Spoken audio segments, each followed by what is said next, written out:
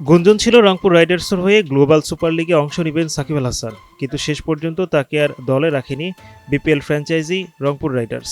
দেশের বর্তমান পরিস্থিতি বিবেচনা করে রংপুর তাকে না নিলেও সংযুক্ত আরব আমিরাতের একটি ফ্র্যাঞ্চাইজি তাকে দলে ভিড়িয়েছে। 10 জুলাই থেকে শুরু হবে গায়না ক্রিকেট ক্লাব আয়োজিত গ্লোবাল সুপার লিগের দ্বিতীয় আসর। সেখানে সংযুক্ত আরব আমিরাতের ফ্র্যাঞ্চাইজি দুবাই ক্যাপিটালস দলে ভিড়িয়েছে সাবেক বিশ্বসেরা অলরাউন্ডার সাকিবকে।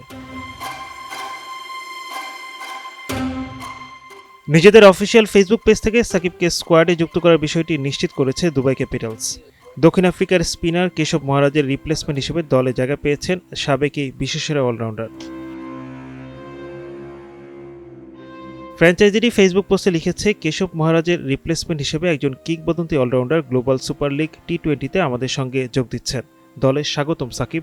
গত বছর 5টি দেশের ফ্র্যাঞ্চাইজি লিগের 5টি দল নিয়ে গ্লোবাল সুপার লিগের প্রথম আসর আয়োজিত হয়েছিল। দলের সংখ্যা এবারও একই। 16 জুলাই মুখোমুখি হবে রংপুর রাইডার্স ও দুবাই ক্যাপিটালস। সাবেক এই বিশ্বসেরা অলরাউন্ডার নিজের সাবেক ক্লাবের মুখোমুখি হবেন সেদিন। দুবাই ক্যাপিটালস টুর্নামেন্ট শুরু হবে 10 জুলাই সেন্ট্রাল স্ট্যাক্সের বিপক্ষে ম্যাচ দিয়ে।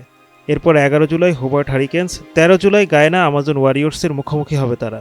গ্লোবাল সুপার লিগের কোনো প্লে অফ নেই। লিগ পর্বের শেষে পয়েন্ট টেবিলের শীর্ষে থাকা দুই দল সরাসরি অংশ নেবে ফাইনালে। শিরোপা নির্ধারণী ম্যাচটি অনুষ্ঠিত হবে 18 জুলাই। ফ্র্যাঞ্চাইজিটি লিগটির প্রথম আসরে চ্যাম্পিয়ন হয়েছিল রংপুর রাইডার্স।